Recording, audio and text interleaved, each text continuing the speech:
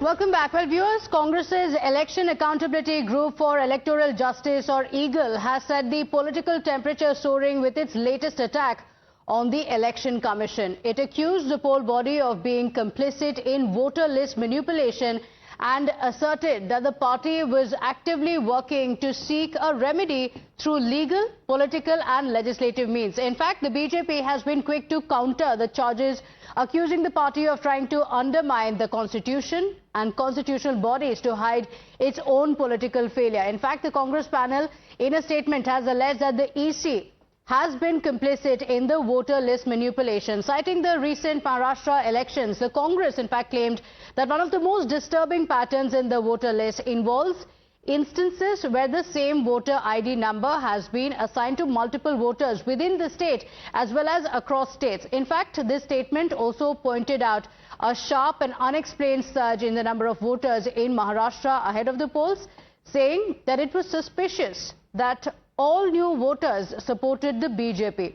The Grand Old Party also accused the EC of remaining silent when confronted with the alleged evidence of the voter list manipulation and asserted that the BJP wins or tries to win polls in connivance with the Election Commission, saying that irregularities undermine the very foundation of the democracy. So let's tell you what the Congress party has been saying. So let's take you through the main charges that have been leveled by the Congress party and what it says against the Election Commission. So the Congress party has gone on to say that the EC is complicit in the voter list manipulation. So they've alleged that there is a voter list manipulation and it is EC that is complicit, saying that it is the same voter ID that has been issued to several voters, not just in Maharashtra, but across Maharashtra, outside of Maharashtra as well.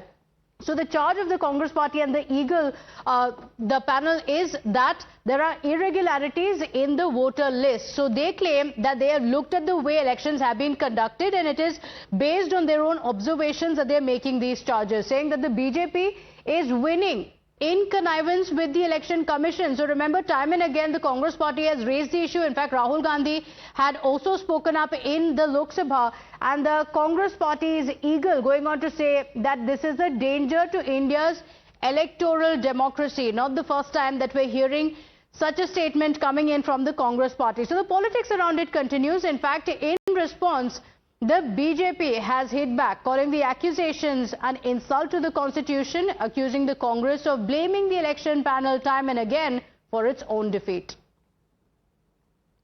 Bharat की संवैधानिक संस्थाओं का अपमान यही Congress party की बन चुकी है पहचान.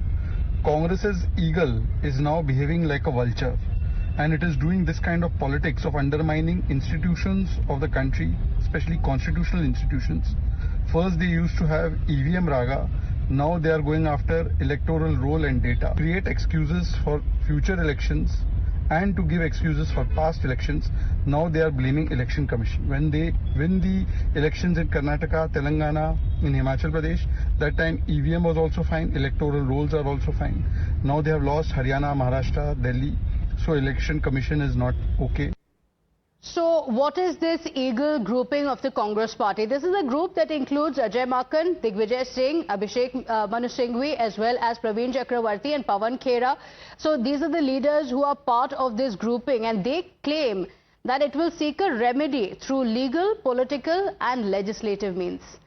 My colleague Nyamika is joining us on the broadcast with the details. Nyamika, when this EAGLE grouping had been formed within the Congress party, back then as well, there had been a lot of criticism with the BJP saying that this undermines the Election Commission of the country and the electoral process is going on and you have a political body that's going to look into it. Now, they also filed a report and it's the same charge, irregularities, and claiming that the BJP is winning in connivance with the Election Commission.